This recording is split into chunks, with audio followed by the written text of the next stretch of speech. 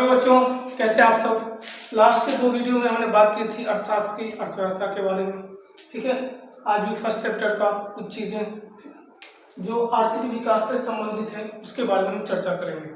पहले समझेंगे कि आर्थिक विकास क्या होता है और फिर पूरे वैश्विक नज़रिए से हम समझेंगे आर्थिक विकास को और किन किन चीज़ों की वजह से आर्थिक विकास पर प्रभाव पड़ता है। फिर भारत के नज़रिए से, फिर 1947 में जब भारत आज़ाद हुआ तो भारत की अर्थव्यवस्था कैसी थी, बिहार की अर्थव्यवस्था कैसी थी। तो आइए उन शब्दों को समझते हैं, उनकी परिभाषा को समझते हैं और फिर देखेंगे परीक्षा में प्रश्न कैसे आ सकते हैं, क्वेश्चन किस टाइप से पूछे जा सकते हैं। तो एग्जाम के नजरिए से भी हम चीज़ों को देखेंगे, ऑब्जेक्टिव टाइप भी और शॉर्ट टर्म और लॉन्ग टर्म क्वेश्चन को भी देखेंगे। तो पहला पॉइंट है चैप्टर का कि आर्थिक विकास, इकोनॉमिक डेवलपमेंट से आप क्या समझते हैं। तो कहते हैं जब लॉन्ग टर्म के लिए, जब किसी भी देश का जो नेशनल इनकम है, रियल नेशनल इनकम है, वास्तविक राष्ट्रीय आय, उसमें जब ग्रोथ होता है, जब वृद्धि होती है, तो उसको आर्थिक विकास कहते हैं। एक देश की आमदनी है, सोर्स ऑफ इनकम है, चाहे वो संसाधन से हो, सेवा से हो, औद्योगिक क्षेत्र से हो, किसी भी क्षेत्र से हो, तो उस विकास को, उस प्रोसीजर को हम क्या कहेंगे, आर्थिक विकास कहेंगे, इकोनॉमिक डेवलपमेंट कहेंगे। दूसरे शब्दों में ये भी कह सकते हैं कि आर्थिक विकास का मकसद क्या है, उद्देश्य आखिर है क्या। तो अर्थ किसी भी देश के या अर्थव्यवस्था में या वैश्विक नजरिए से सारे क्षेत्रों में अगर प्रोडक्टिविटी का लेवल ऊंचा हो रहा है, उद्योग के क्षेत्र में, कृषि के क्षेत्र में, सेवा के क्षेत्र में, किसी भी क्षेत्र में उत्पादकता का स्तर ऊंचा हो रहा है, तो इस प्रोसेस को हम क्या कहेंगे, आर्थिक विकास कहेंगे, इकोनॉमिक डेवलपमेंट कहते हैं। दूसरी चीज है, दूसरा टर्म है समावेशी विकास, इंग्लिश में इसको कहते हैं इंक्लूसिव ग्रोथ। तो अब समावेशी विकास क्या होता है कि जैसे मान लीजिए, इसका एक सीधा सीधा मतलब है कि समाज ऐसा विकास जिसमें समाज के सभी वर्गों का ख्याल रखा जाता है, सभी वर्गों के हितों का ध्यान रखा जाता है, उसको समावेशी विकास या इंक्लूसिव ग्रोथ कहा जाता है। अब समझेंगे कि आर्थिक विकास जो है, इस पर समावेशी विकास का क्या असर पड़ता है। मान लीजिए हमारे समाज में, मान लेते हैं थोड़ा देर के लिए कि 100 आदमी है और 100 आदमी में 10 आदमी के पास बहुत सारे पैसे हैं, ठीक है, लेकिन उसमें कुछ लोग ऐसे 50 आदमी ऐसे हैं कि उनके पास ऑन एवरेज पैसा है, बाकी जो बचे उनके पास बहुत ज़्यादा गरीबी है मान लीजिए। तो अगर ये गरीबी इसके पास ज़्यादा है, इसका हेल्थ अच्छा नहीं है, एजुकेशन अच्छा नहीं है, ये अच्छा भोजन नहीं खा पा रहे हैं, इनका अच्छा घर नहीं है, रहने का स्टाइल अच्छा नहीं है, तो इससे पूरे आर्थिक विकास पे असर पड़ेगा।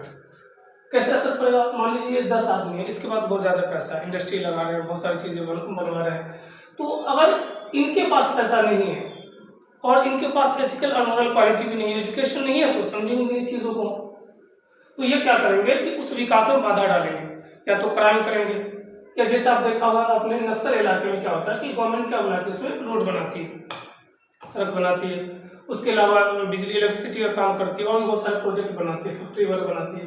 ये लोग क्या करते हैं, बम से उड़ा देते हैं रोड को, रेलवे ट्रैक को उड़ा देते हैं अपनी मांगों को पूरा करने के लिए। तो उसमें क्या होगा, पूरे आर्थिक विकास पे इसका जो प्रभाव पड़ता है, ठीक है।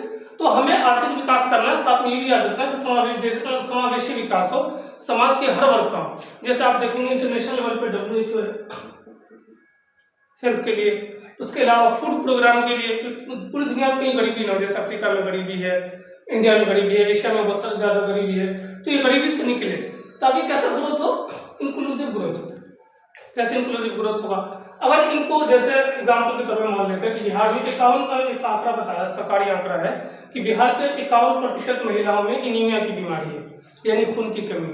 अब अगर महिलाओं की बीमारी है और महिलाओं को जो है अच्छे से इलाज नहीं करा पा रही है, स्वास्थ्य अच्छा नहीं है, या एजुकेशन इनके पास नहीं है, तो अपनी बीमारी को समझ नहीं पा रही है, ठीक से इलाज नहीं कर पा रही है, या पैसे नहीं है, इसको अगर समावेशी विकास नहीं हो पा रहा, तो क्या होगा, जो आने वाली जनरेशन होगी उसका IQ कम होगा, IQ कम होगा तो पूरे देश का जो आर्थिक विकास होगा कहीं ना कहीं वो बाधित हो जाएगा, ठीक है।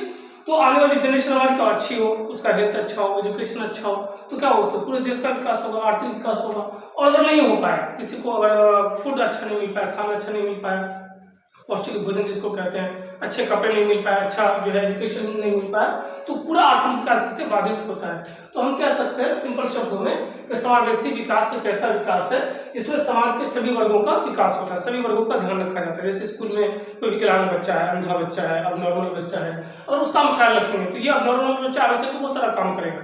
जिससे दुनिया के बहुत बड़े साइंटिस्ट थे, नाम सुना होगा आपने, स्टीफन हॉकिंस का नाम सुना होगा। 80-90% जो है उसकी बॉडी काम नहीं कर पा रही थी, लेकिन वो यूनिवर्स में गया, बहुत सारा रिसर्च किया, कई किताबें लिखी।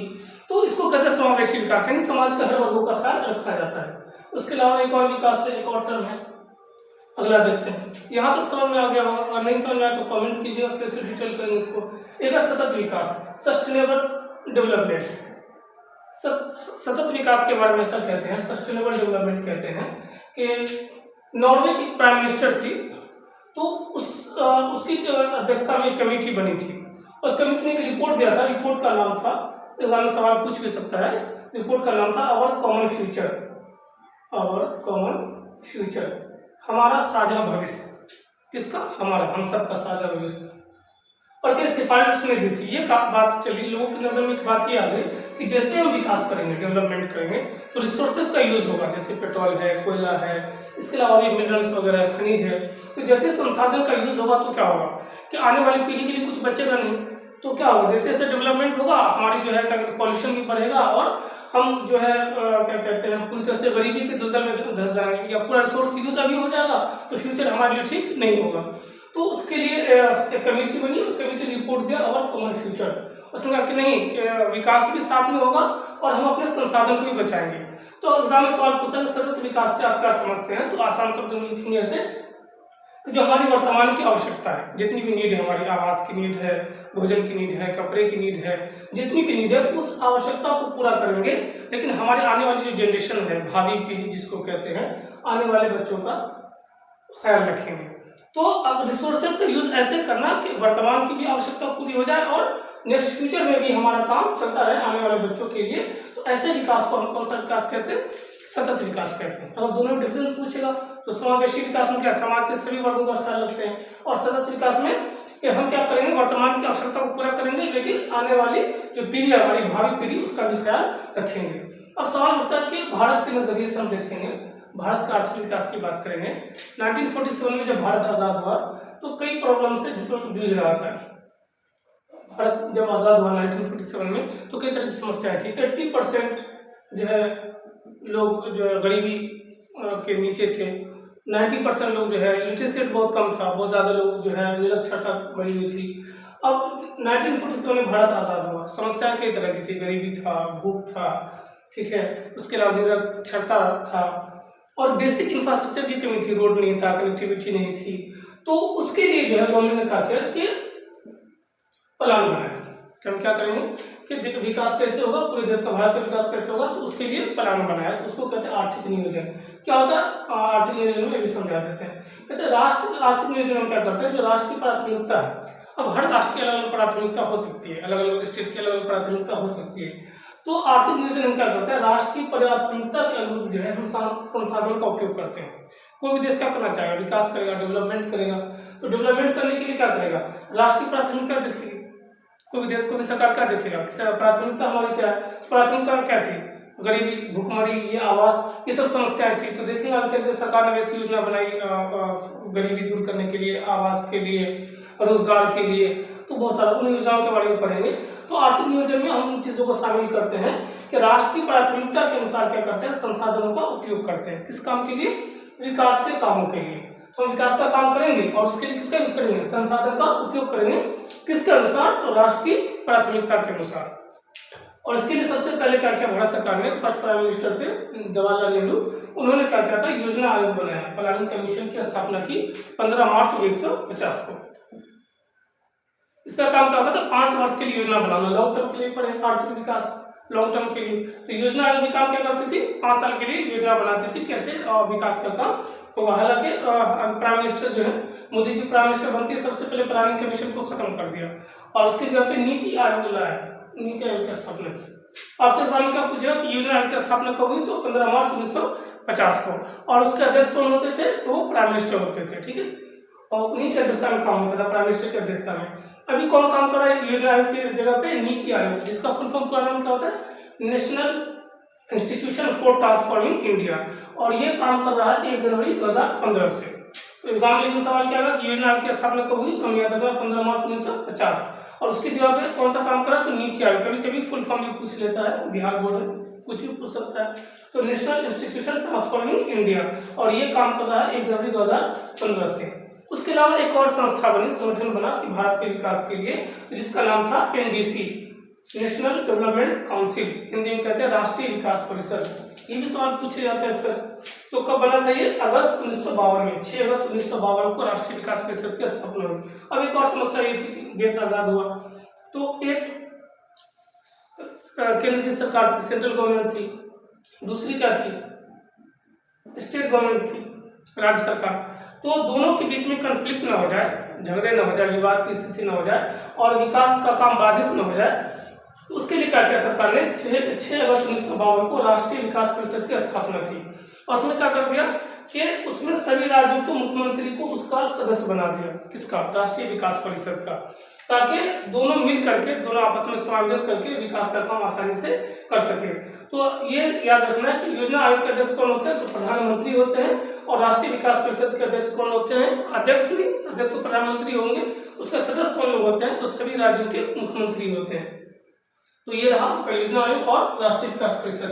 अब देखेंगे कि जब हम विकास की बात करते हैं कि विकास कैसे होगा, डेवलपमेंट कैसे होगा, तो उसमें एक बड़ा फैक्टर जो है वो मौद्रिक विकास का भी, मॉनेटरी वैल्यू का। पहले जमाने में क्या होता था कि बार्टर सिस्टम चलता था, वस्तु विनिमय प्रणाली। वस्तु का लेन देन वस्तुओं से होता था। जैसे आपको सब्जी लेना है और आपके पास दूध है तो सब्जी वाले को दूध दे दीजिए और वो आपको सब्जी दे देगा। आपके पास गेहूं है, सब्जी वाले को गेहूं दे दीजिए, वो आपको उसको सब्जी दे देगा। जुलाहा है, कपड़ा देना है उसको, तो आप उसको जो है गेहूं या चावल दे दीजिए, वो आपको कपड़ा दे देगा। लेकिन उसको कहते हैं बार्टर सिस्टम। लेकिन वो बहुत बड़ा बैरियर था। ये था कि जैसे जैसे ग्रोथ हुआ, इकोनॉमिक ग्रोथ हुआ, मॉडर्नाइजेशन हुआ, चीज़ों का आविष्कार हुआ, तो मुद्रा का भी आविष्कार हुआ। ठीक है, इसलिए कि इसमें जो बार्टर सिस्टम था, वस्तु विनिमय प्रणाली, बहुत सारी कठिनाइयाँ थी। अब एक आदमी के पास थोड़ा सा सामान है और उसको कुछ और चाहिए तो दिक्कत होती थी। जैसे एक आदमी के पास गाय है, बकरी है, भैंस है, तो भैंस के बदले कितना सामान लेगा? भैंस की एक टांग थोड़ी देगा दूसरे को तोड़ के, या गाय का दूध थोड़ी देगा किसी को। तो ये समस्या आती थी। या मान लीजिए एक आदमी ने बहुत प्रॉपर्टी बना लिया, पैसा घर वगैरह बना लिया, और उसको छोड़ के बाहर जाना है, तो वो क्या करेगा उसको? ये समस्या थी किसमें? वस्तु विनिमय प्रणाली में। वो अच्छा, उसके अलावा जैसे दूध है, सब्जी है, उसको ज्यादा दिन तक रख नहीं सकते थे, तो ये सारी समस्या आती थी। अभी क्या है, तो उसके बाद क्या हुआ? मुद्रा का आविष्कार हुआ। तो अब वस्तु का लेन देन वस्तु से नहीं बल्कि मुद्रा से जो है वस्तु या सेवा का लेन देन होता है। मार्केट में क्या करता है लोग, तो धीरे धीरे बहुत सारा डेवलपमेंट हुआ, मौद्रिक विकास करेंगे। पहले सांकेतिक मुद्रा आया था बहुत सारा, और धातु का आया था, सोने की मुद्रा थी, चांदी की, तांबा वगैरह। अब तो नोट चल रहा है, प्लास्टिक मनी चल रहा है, उसके अलावा debit card, credit card, bitcoin वगैरह चल रहा है, सांकेतिक मुद्रा। तो हम कहेंगे कि मौद्रिक विकास भी आर्थिक विकास में बहुत बड़ा इसका एक फैक्टर है, योगदान है। जैसे बैंकिंग सिस्टम है, पहले क्या चलता था कि सेठ साहूकार होते थे, महाजन होते थे, वो चेक हुंडी लिख के दे देते थे, पता नहीं कुछ भी लिख के दे दिया, गरीब आदमी उसमें फंसा रहता था। अब क्या बैंकिंग सिस्टम आया और उसके अलावा आप चेक का यूज करते हैं, फिर डेबिट कार्ड का यूज करते हैं, क्रेडिट आपका अच्छा बन गया तो क्रेडिट कार्ड का यूज करते हैं। एटीएम के बारे में एग्जाम में सवाल पूछ सकता है कि एटीएम का फुल फॉर्म क्या है? तो एटीएम का फुल फॉर्म है ऑटोमेटिक टेलर मशीन। और मुद्रा का काम क्या है? तो मुद्रा का काम होता है क्रय विक्रय करना। तो ये मौद्रिक विकास भी आर्थिक विकास में बहुत सारा इसका क्या कहते हैं, इसका योगदान है आर्थिक विकास में। तो आज के वीडियो में इतना ही। नेक्स्ट वीडियो में देखेंगे कि कौन कौन सा फैक्टर है जो बिहार में गरीबी का कारण है और बिहार में विकास करने के लिए क्या क्या चीज़ चाहिए, और उसके अलावा जो वैश्विक नजरिया है कि कैसे हम जो है आर्थिक विकास को नापेंगे, आर्थिक विकास हम कितना कर रहे हैं, नहीं कर रहे हैं, इन सारी चीज़ों पे नेक्स्ट वीडियो में देखते हैं।